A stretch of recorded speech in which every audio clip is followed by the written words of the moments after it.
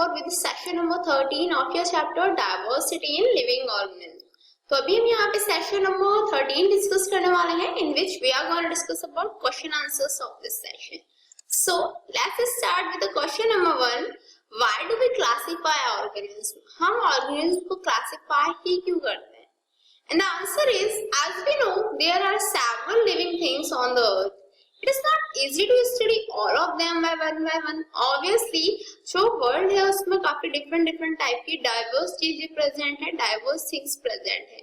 उनको one by one study करना काफी typical है. Thus, for this, they have been tapped in different groups based on similarities and differences, making their study systematic, easy and quick. क्योंकि जो भी हमारे world में different things present है उनको एक साथ स्टडी कर पाना इजी नहीं है, इसीलिए उनको डिफरेंट ग्रुप्स में रखा गया on the basis of their similarities and differences, ताकि जो उनकी स्टडी है वो सिस्टमैटिक हो जाए, इजी हो जाए एंड क्विक हो जाए. Thereby we need to classify organism. Next question is, what is the primary characteristic on which the first division of organism is made? कौन से सा प्राइमरी कैरेक्टरिस्टिक होता है जिसके बेसिस पे जो फर्स्ट डिवीजन है ऑर्गेनिज्म का वो बनाया जाता है? That is, what is the primary characteristics on which the first division of organism is made? The primary characteristics of which first division of organism is based is whether the cell occurs individually or they are grouped together and function as individual group.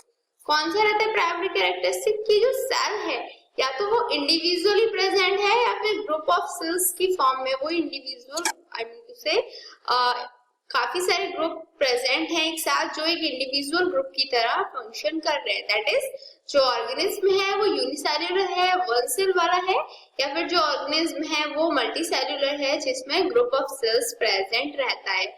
So this is the primary characteristics on which the first division of organism is made.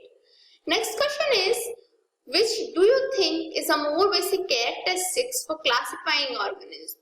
Organism को classify करने के लिए सबसे basic characteristics कौन सी होनी चाहिए? First is the place where they live. या तो वो प्लेस जहाँ पे वो रहते हैं, या the kind of cells they are made of and why, या फिर जिन टाइप की सेल्स से वो बने होते हैं और वो क्यों बने होते हैं. आई मीन टू से यू हैव टू आंसर कि इस प्लेस वेयर दे लिव जहाँ पे वो रहते हैं, या फिर जो सेल्स उनमें प्रेजेंट हैं उनमें से कौन सी बेसिक कैरेक्टरिस्टिक्स होनी चाहिए एंड क्यों. So the question answer is, the more basic characteristics for all living organisms is the kind of cells they are made of. कौन सी more basic characteristics होगी? Kind of cells the organism have. जो kind of cells organism में present होंगी वो first criteria होंगी और we can say basic characteristics होंगी to identify the organism. Clear? ये ऐसे इसलिए होता है because all eukaryotic cells have cell membrane bound organisms and a nucleus which controls the cellular process to be carried out systematically. जितने भी हमारे eukaryotic cells होते हैं उनमें क्या होता है? Membrane bound cells organelles present रहते हैं. क्लियर? जो न्यूक्लियस है उसे क्या करते हैं? The nucleus which controls the cellular process to be carried out systematically. उसमें एक न्यूक्लियस प्रेजेंट रहता है, वेल डिफाइंड न्यूक्लियस प्रेजेंट रहता है, तो जितना भी सेलुलर प्रोसेस होता है उसे कंट्रोल करके रखता है. The cells grows and become multicellular organism and take up their specific functions. जो सेल्स हैं वो ग्रो होती हैं, मल्टीसेलुलर ऑर्गेनिज्म बन जाते हैं और अपने स्पेसिफिक फंक्शंस को वो परफॉर्म करने लग जाती हैं. Thereby मेन क्राइटेरिया वो सेल्स डिटरमिनेशन का था. Next question is, give the examples of the range of variation you have seen in life forms around you. आपको कोई 3 वेरिएशंस बताने हैं जो आपने अपने अराउंड देखे हो. तो फर्स्ट वेरिएशन आपने डेफिनेटली देखा होगा, वेरिएशन इन साइज. बिकॉज आपने ऑब्वियसली एक छोटी सी आंट से लेके जो हमारी चींटी होती है उससे लेके एक बड़े एलिफेंट तक आपने साइज वेरिएशन देखा होगा. Also variation in life span. जो लाइफ स्पैन रहता है, जो दैट इज जो इंसेक्ट्स हैं, जितने भी हमारे मस्कीटो ये हुआ और जो हमारे आंट वगैरह हुए, उनकी लाइफ कितनी होती है? वो काफी स्मॉल लाइफ होती है, जबकि जो ह्यूमन बीइंग्स हैं उनकी लाइफ काफी ज्यादा होती है. तो वेरिएशन इन साइज आपने देखा होगा, वेरिएशन इन लाइफ स्पैन देखा होगा. उसके साथ में आपने वेरिएशन इन बॉडी कलर्स देखा होगा। ऑब्वियसली ह्यूमंस में भी बॉडी कलर्स के वेरिएशन होते हैं, जिन्हें हम ब्लैक मेंस बोलते हैं, व्हाइट मेंस बोलते हैं। सेम डिफरेंट ऑर्गेनिज्म में आपने बॉडी कलर्स में भी वेरिएशन देखा होगा। तो वो कौन से वेरिएशंस हैं? Variation in size, variation in life span and variation in body colours. Next question is, will advance organism be same as complex organism? क्या जो एडवांस ऑर्गेनिज्म है वो कॉम्प्लेक्स ऑर्गेनिज्म के सिमिलर होंगे? If yes then why? Actually the advanced organism will be the same as complex organism. That is yes, जो advanced organism है वो complex organism के similar होंगे. This is because there is a possibility that complexity in design will increase over the evolutionary time. ऐसा इसलिए होगा क्योंकि क्या होगा, complexity जो है उसकी possibilities रहेंगी, जो डिजाइन है उसमें complexity ज्यादा आती जाएगी और वो जैसे जैसे इवोल्यूशनरी टाइम इंक्रीज होता जाएगा वैसे वैसे वही जो उसकी कॉम्प्लेक्सिटी है डिजाइन्स में वो भी इंक्रीज होती चली जाएगी। Clear? That because there is a possibility that complexity in design will increase over evolutionary time, therefore the advance organism will be same as complex organism. Next question is, on what basis are the plants and animals put together in different categories? कौन सा ऐसा basis है जिस basis पे जो plants हैं, जो animals हैं, उनको हमने डिफरेंट कैटेगरीज में रखा हुआ है। So the first is, plants can make their own food. क्या जो प्लांट्स हैं वो अपना फूड खुद बना सकते हैं, where is animals can not, जबकि एनिमल्स अपना फूड खुद प्रिपेयर नहीं कर सकते हैं। Their body designs are also different based on this character, क्योंकि जो प्लांट्स हैं वो ऑटोट्रॉफिक होते हैं और जो एनिमल्स हैं वो हेटेरोट्रॉफिक होते हैं। ऑटोट्रॉफिक होने की वजह से प्लांट्स अपना फूड खुद प्रिपेयर कर सकते हैं, हेटेरोट्रॉफिक होने की वजह से एनिमल्स अपना फूड खुद प्रिपेयर नहीं कर सकते। जो ऑटोट्रॉफिक और हेटेरोट्रॉफिक के बेसिस पे ही जो बॉडी डिजाइन है उनकी वो भी अलग अलग डिफरेंट बॉडी डिजाइन का फॉर्मेशन किया गया है। प्लांट की बॉडी डिजाइन में क्लोरोफिल प्रेजेंट रहेगा, लीव्स प्रेजेंट रहेंगे जहाँ पे फूड का फॉर्मेशन होगा, जाइलम फ्लोएम प्रेजेंट रहते हैं।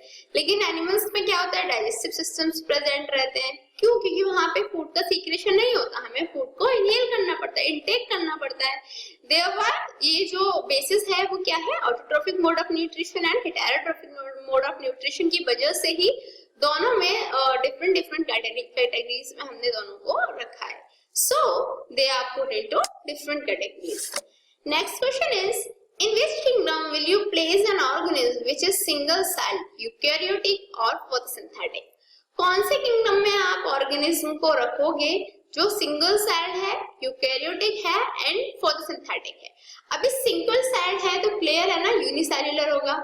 यूकैरियोटिक है वो और फोटोसिंथेटिक है, तो फोटोसिंथेटिक है दैट इज वो ऑटोट्रॉफिक है। तो क्या हुआ, कौन से किंगडम में हम रखेंगे? प्रोटिस्टा में, क्योंकि प्रोटिस्टल किंगडम जो है उसमें single cell eukaryotic and photosynthetic organism present रहते हैं। Next question is, what is the criteria for classification of organism as belonging to kingdom Monera and Protista? कौन सा क्राइटेरिया है, आपको डिफरेंट क्लासिफिकेशंस के क्राइटेरिया बताने हैं जिसके बेसिस पे आप ऑर्गेनिज्म को मोनेरा एंड प्रोटिस्टा में रख सकते हो। So the criteria for the classification of organism as belonging to kingdom Monera and Protista are, first क्या होगा, shell shape and structure। पहला क्राइटेरिया होगा कि उनकी shell shape क्या है और उनकी structure क्या है। सेकंड, mode of nutrition क्या है उसमें present, और थर्ड होगा presence और absence of cell organelles, that is जो cell organelles हैं वो present हैं या absent हैं। So these were the criteria for deciding, or we can say for putting the organism into kingdom Monera and Protista. Next question is, which division among plants has the simplest organism? कौन सा ऐसा division है plants में जिनमें simplest organism मिलते हैं? So the division Thallophyta of plant kingdom has the simplest organism because these organisms do not have well differentiated body design. तो कौन सा डिवीजन, जो थैलोफाइटा डिवीजन है प्लांट किंगडम का, वो सिंपलेस्ट ऑर्गेनिज्म रखता है, क्योंकि वहां पे क्या होता है, वहां पे जो बॉडी स्ट्रक्चर है, बॉडी ऑर्गेनाइजेशन है, वो वेल डिफरेंशिएट बॉडी डिजाइन वहां पे हमें देखने को नहीं मिलता। Clear? So the next question is, how are pteridophytes different from phanerogamous? जो pteridophytes होते हैं वो phenograms से कैसे डिफरेंट होते हैं? You have to answer that. Here are pteridophytes and here are phanerograms. Clear? They have hidden reproductive organs. जो pteridophytes होते हैं उनमें hidden reproductive organs present होते हैं, जबकि phanerogams में they have well differentiated reproductive tissues. इनमें well differentiated reproductive tissues present रहते हैं. They have naked embryos. इनमें naked embryos present रहते हैं. They have embryo along with the stored food called seeds. इनमें क्या embryo present रहते हैं along with the stored food. इनमें stored food present रहता है. I mean to say उनमें stored food present रहता है जिसे हम seeds बोल सकते हैं. These include ferns, Morcilla and hostels. इनमें ferns, Morcilla और hostels के examples हैं, जबकि जो phanerogams हैं उनमें gymnosperms और angiosperms आते हैं. Clear? So these are the main differences between pteridophytes and phanerogams. The main thing is that we can say important difference between them is that pteridophytes have hidden reproductive organs while phanerogams have well differentiated reproductive organs. Clear? So the next thing is that how do gymnosperms and angiosperms differ from each other? Gymnosperm and angiosperms में कैसे एक दूसरे को वो differ करते हैं? So as we know by the word gymnos stands for neck and sperma stands for seed. Gymno का meaning होता है neck, जबकि sperma का meaning होता है seed. तो gymnosperms are those which have naked seeds. तो gymnosperms कौन से organism होते हैं? वो organism होते हैं, वो plants होते हैं जिनमें seeds bear करते हैं. While angio stands for covered and sperma stands for seed. Angio meaning covered और sperma that is seed.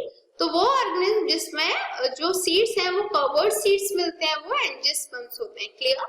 Gymnosperms में naked seed मिलते हैं, जबकि जो angiosperms होते हैं उनमें covered seeds available होते हैं. Next question is how do poriferan animals differ from coelenterate animals? जो poriferan animals है वो coelenterate animals से कैसे एक दूसरे से differ रहते हैं? Animals that belongs to this phylum are commonly called sponges. Poriferan animals से जो animals belong करते हैं वो क्या होते हैं? उन्हें हम normally sponges बोलते हैं. These are multicellular animals with a cavity called spongocoel. ये जो होते हैं मल्टीसेलुलर ऑर्गेनिज्म होते हैं, इनमें एक कैविटी प्रेजेंट होती है जिसे हम स्पॉन्गोकॉइल बोलते हैं. These have very minimal differentiation and is divided into tissues. इनमें जो डिफरेंशिएशन होता है वो काफी कम देखने को मिलता है और ये टिश्यूज में डिवाइड रहते हैं. They are mostly found in sea. Normally हमें sea में मिलते हैं, but a few species are found in fresh water like Spongilla. लेकिन कुछ ही ऐसे स्पीसीज होती है जो हमें फ्रेश वाटर में भी देखने को मिल जाती है. एग्जांपल के लिए जैसे स्पॉन्गिला हो गया. They have base like, rounded, sac like और ब्रांच. ये बेस लाइक भी हो सकते हैं, राउंडेड भी हो सकते हैं, एंड सैक लाइक भी हो सकते हैं और ब्रांच भी हो सकते हैं. While these animals show more body design differentiation. यहाँ पे हम coelentrates के बारे में बात कर रहे हैं. जो coelentrates होते हैं वहाँ पे more body design differentiation देखने को मिलता है. These organisms are multicellular. ये multicellular होते हैं, diploblastic होते हैं, acoelomate animals होते हैं, having tissue level of organization. These animals live in water and have appendages for locomotion. ये water में रहते हैं और इनमें locomotion के लिए appendages present होते हैं. Coelentrates have a central cavity called gastrovascular cavity. और जो coelentrates होते हैं उनमें एक central cavity present रहती है जिसे हम gastrovascular cavity बोलते हैं. Next question is what are the advantages of classifying organism? Organism को classify करने का advantage क्या है? First, it gives information regarding the diversity of plants and animals. ये क्या करते हैं? ये जो plants हैं, animals हैं, उनमें जो diversity है उसकी information देते हैं. It makes the study of wide variety of organisms convenient. इनकी वजह से क्या होता है? जो हमारे wide variety of organisms present है, उनकी जो study है उसे convenient बना देते हैं.